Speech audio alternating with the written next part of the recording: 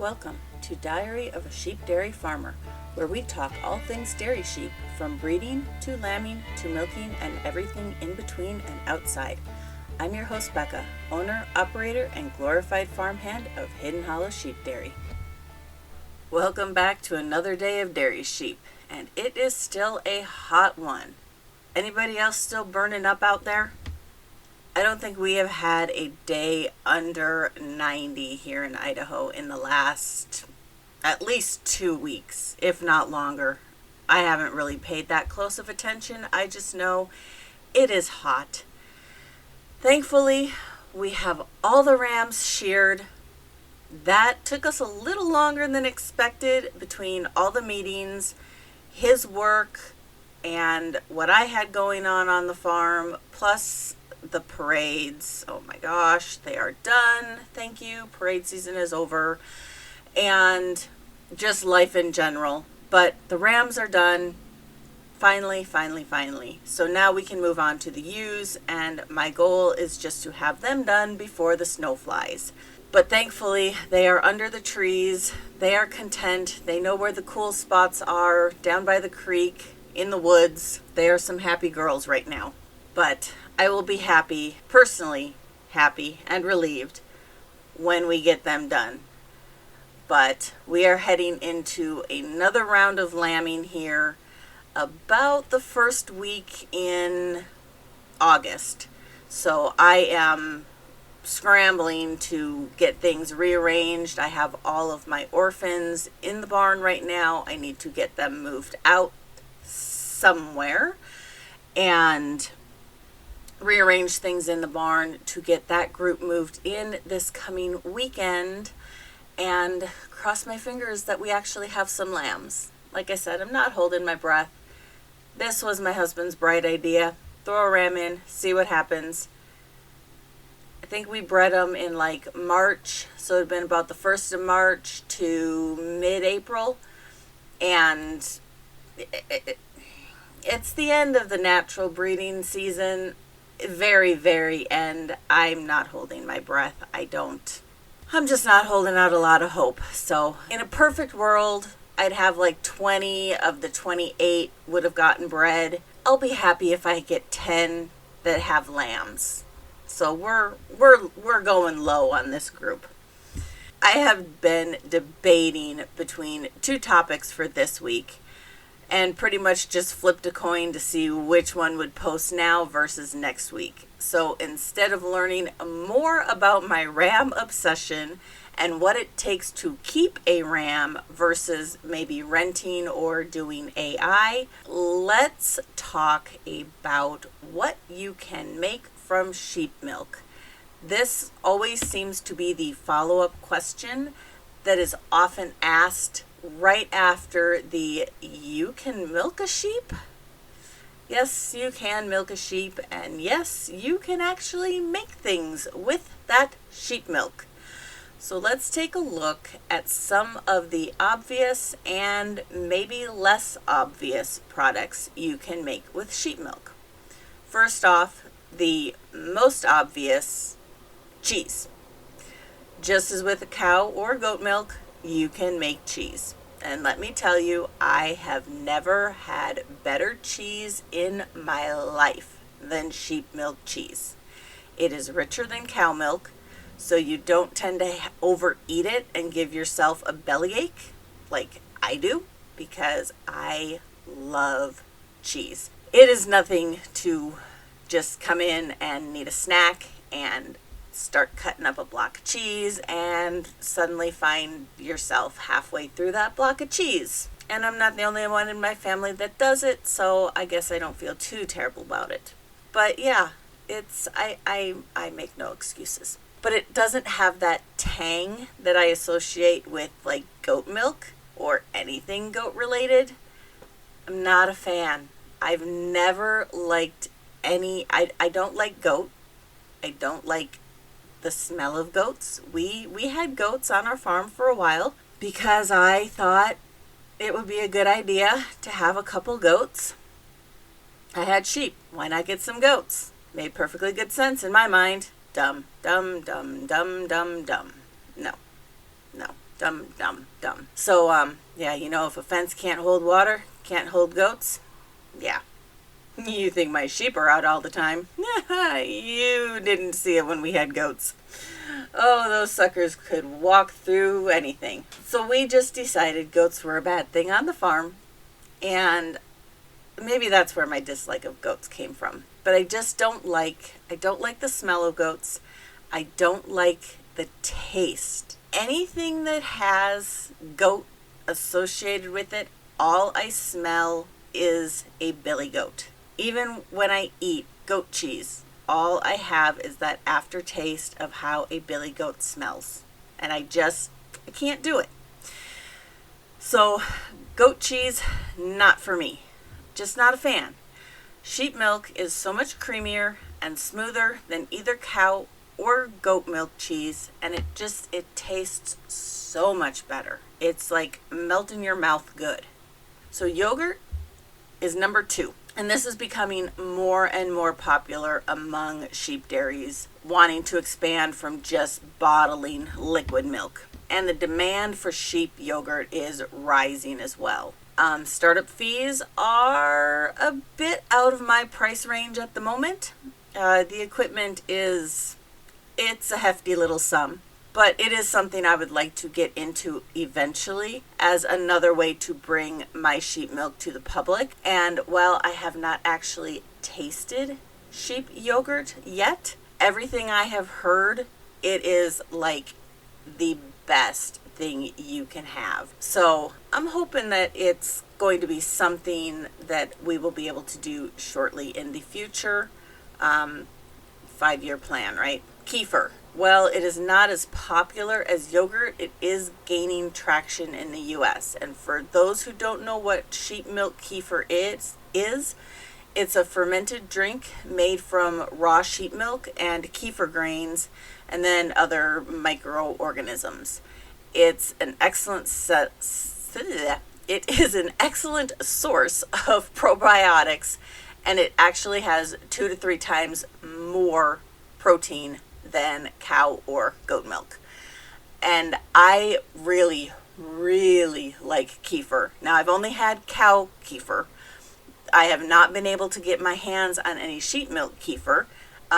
It is in my to-do list once we start milking again. This year, I had really big plans. But since my stanchions are still on the waiting list to get fixed, we did find a guy to fix them. And as soon as he has a free block in his time, all we have to do is get them to him. We're on the list. It's just unfortunately a long waiting list. But yeah, once I start milking, I am making it, man. Even if it's just for me to drink, it is so good. And anyway, I have a friend in South Carolina who makes it, and I'm seriously wondering if there's a way I can get her to like ship me some, because as much as I like just the cow milk kefir, I think I would just love sheep milk. So butter. Who doesn't love butter? I have to confess, I have tried and tried and tried to make butter from my sheep milk and failed time after time. And I think I just get too impatient. I don't let it churn long enough. I separate out my cream, put it into my stand mixer, and then after a few minutes, I'm like, well, this isn't doing anything. So like I kick it up even faster and it still doesn't do anything. And I fail miserably every single time. And I usually overdo it once I kick it onto that higher and higher and higher speeds. So someday I'll get it figured out.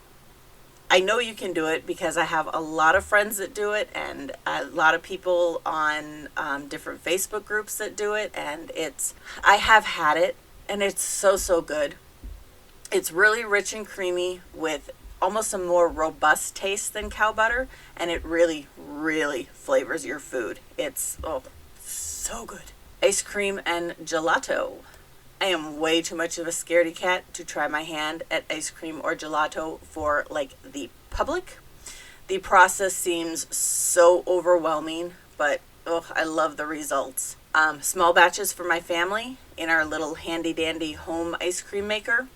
Absolutely. That I will do. But to try to do it and make it into a production line on the farm for sale, just no thank you. You think yogurt and cheese making startup is expensive? Whew. I've looked into the whole ice cream thing, and oh my goodness, y'all, I am not made of money. I just, nope, not gonna happen for me.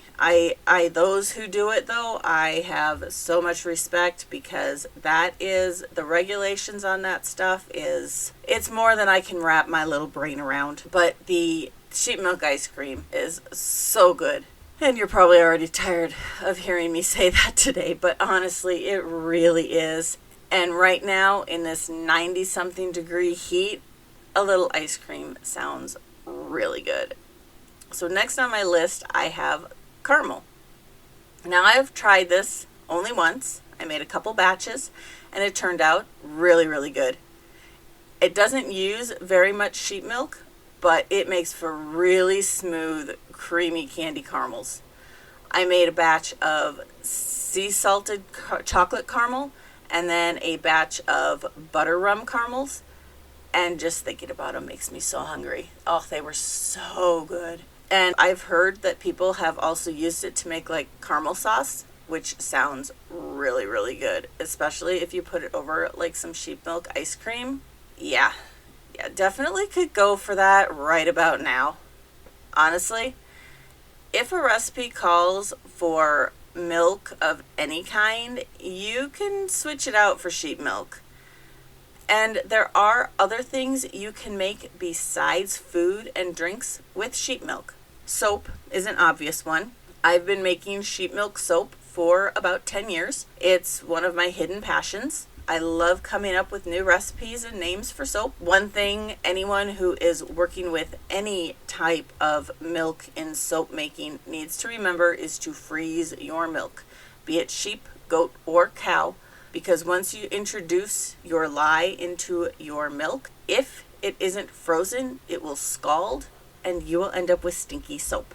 So lotion or lotion bars. Sheep milk lotion seems to be on the rise. A few years ago, I noticed a number of people on YouTube teaching how to make it, and then on Etsy trying to sell it. And this is the liquid pump version lotion.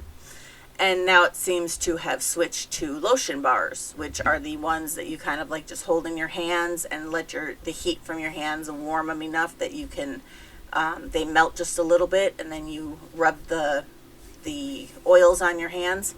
And both only take a small amount of sheep milk, and you will need an emulsifier so that your lotion doesn't go rancid, and it just evens out your sheep milk. But I do like the lotion bars. I've never made the liquid lotion, but I made a lot of the lotion bars. And I can keep them around the house and in the barn for when my hands get cracked and dried, especially in the winter months. Lip balm seems to be on the rise with sheep milk.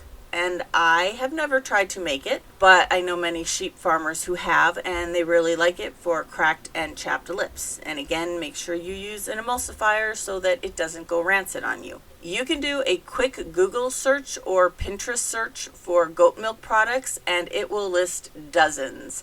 I think the last time I looked it up, you can get 75 uses for goat milk, or 45 uses for goat milk, and it'll come up with tons of different cheeses you can do, or tons of different body care products that you can use. And honestly, it's been so long, I couldn't even tell you what half of them are anymore. But you can switch out the goat milk for sheep milk, and bam, you have a dozen options for your sheep milk. Personally, I plan to stick with my sheep cheese and my sheep milk soap. There are so many sheep cheese recipes out there. It is just a matter of what cheeses you want to make, either for your family or for others. Personally, I'm addicted to the cheese curds, and we go through a ton of those every year. I just batch after batch after batch. And I have, in fact, I probably need to cut it. I have a wheel of cheddar in my makeshift cheese cave that has been sitting in there since like April of 2001, I believe. That I probably is like super well aged now.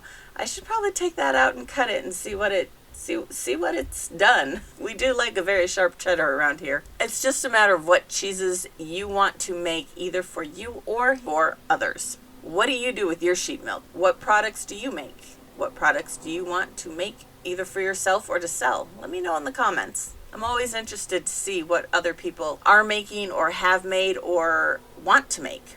As always, I appreciate you all being here and thank you for your support. I would be ever so grateful if you would leave a review or share this podcast with your dairy sheep loving friends. Anything to get the word out.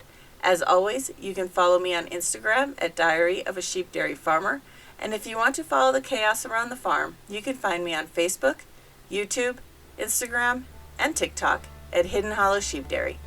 If there are any topics you are interested in, or if you are interested in being a guest on the podcast, please let me know. You can reach out to me at hiddenhollowidaho@gmail.com. Thanks for being here, guys. We'll talk to you again next week.